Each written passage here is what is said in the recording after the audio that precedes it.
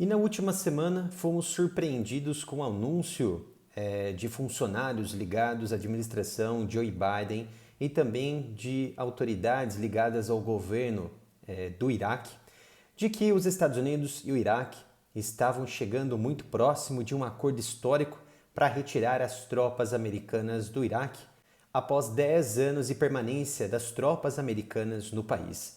Aí vocês lançam a pergunta, mas os Estados Unidos invadiram o Iraque em 2003, então são mais de 20 anos de permanência das tropas na região. Sim, existe essa leve continuidade das tropas americanas por esse período, só que precisamos entender o contexto que surgiu no meio desse período que fez com que os Estados Unidos permanecessem um pouco mais de tempo nesta região.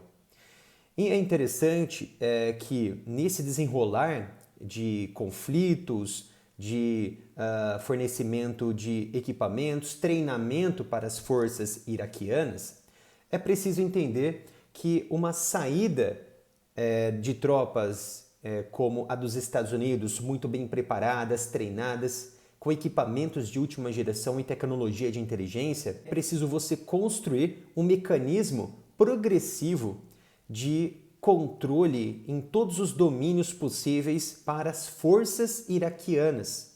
Mas, pelo que estamos observando hoje, isso não existe. Por que não existe? Vamos retomar o que aconteceu lá no Afeganistão. Em 2020, então Joe Biden, já na presidência dos Estados Unidos, conseguiu um acordo histórico na época, em fevereiro de 2020, entre as forças americanas e o Talibã.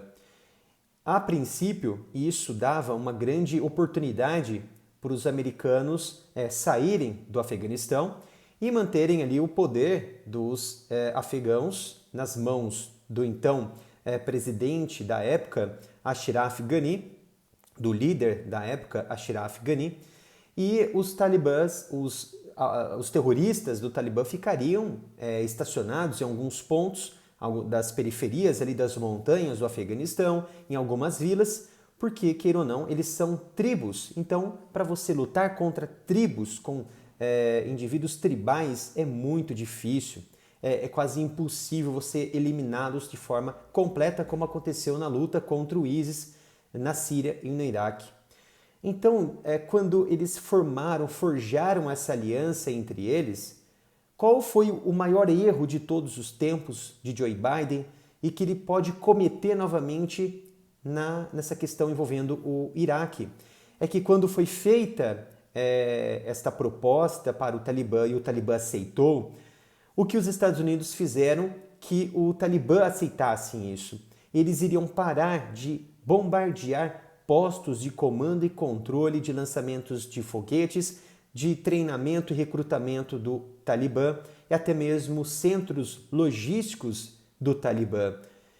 Então, esse grupo terrorista ficou com os olhos brilhando diante de uma proposta tão importante como essa. Do ponto de vista para eles era extremamente favorável, benéfico, mas para o ponto de vista, é claro, dos americanos isso reduziria muito gasto, mas no perfil do Afeganistão as forças nacionais ficaram enfraquecidas, passaram a não receber apoio, passaram a não receber mais treinamentos, passaram a não receber mais equipamentos e as forças nacionais foram ficando atrofiadas, ficando vulneráveis às intempéries dos grupos terroristas e principalmente do Talibã nas periferias que estavam bifurcando em direção a Cabul, a capital do Afeganistão. Então, quando houve essa retirada progressiva dos americanos, estimava-se que em 6 meses Cabul seria tomada de fato pelo Talibã e não haveria uma continuidade do poder de Ashraf Ghani.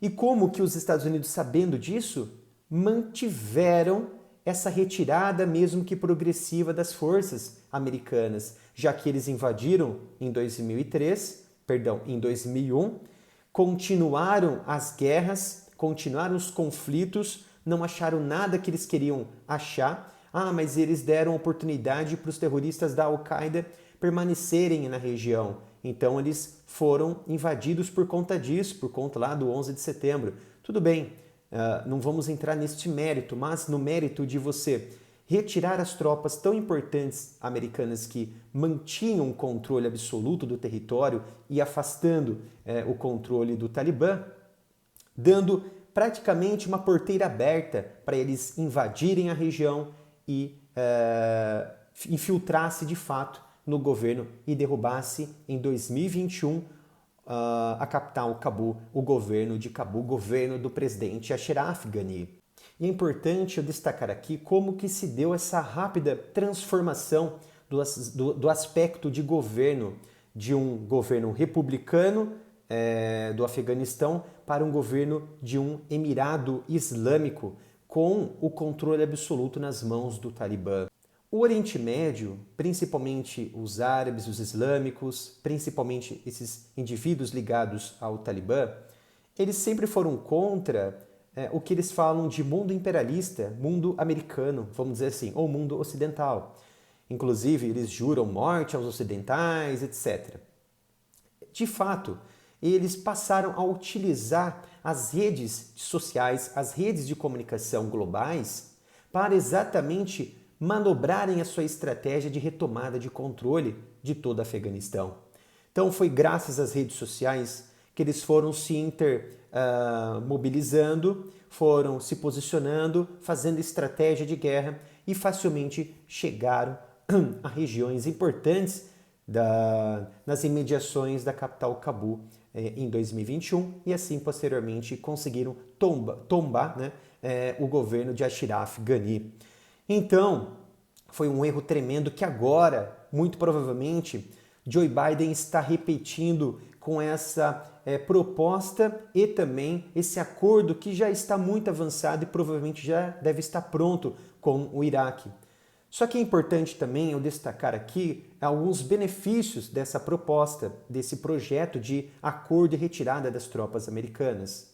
De um lado, temos, por exemplo, o primeiro-ministro Mohamed al-Sudani, que provavelmente no próximo ano, em 2025, deve ocorrer ali as eleições no país. Então ele seria o maior beneficiado disso tudo. Inclusive, esse acordo deve retirar as tropas americanas exatamente dias antes do pleito eleitoral que deve acontecer no Iraque no ano que vem. Então isso é como se fosse uma atividade de empurrar ao Sudani para uma possível eleição e também um mecanismo, uma ferramenta de construção eleitoral em prol do seu governo. Então, o Joe Biden está se aliando com um diretório de um governo que quer retirar as suas tropas americanas, mas em troca disso também quer se beneficiar, melhorando as relações com o seu povo, falando que vai tirar as tropas americanas, que frequentemente elas são importantes, mas com efeito colateral que traz como se fossem um imã de atividades terroristas para dentro do Iraque. E, inclusive, recentemente, com as operações americanas contra diversos terroristas afiliados e financiados pelo Irã na região do Iraque e na Síria, eles reclamaram, o al-Sudani reclamou das operações aéreas, das operações terrestres americanas, sem mesmo consultar o governo do Iraque. Por outro lado, ele tem, sem dúvida alguma, importância nessas falas, porque a Constituição ela é clara, ela é iraquiana. E quem está ali, de forma que violou em 2003, foram os Estados Unidos. Então, ele, de certa maneira, tem a sua soberania e que precisa estar paralelamente junto com o governo Joe Biden, a par de tudo que está acontecendo nos movimentos militares na região. E não é lançar uma operação e depois consultar o governo iraquiano ou simplesmente não falar nada das operações que foram feitas nas terras iraquianas. Então, essa mobilidade, essa proposta que está acontecendo hoje para a retirada dos americanos no Iraque, faz sentido do ponto de vista se eles manterem de fato o treinamento que está acontecendo hoje para as forças nacionais iraquianas, manterem os equipamentos de alta tecnologia, equipamentos de, sobretudo, apoio aéreo, melhorar essa comunicação entre as tropas nacionais iraquianas com as operações que ocorrem dos Estados Unidos nessa faixa, sentido o Irã, e principalmente manter esses ataques que os Estados Unidos realizam com uma precisão muito importante e muito boa, que elimina grupos, células terroristas e também os pontos logísticos das forças auxiliadas e financiadas pelo Irã em toda essa região.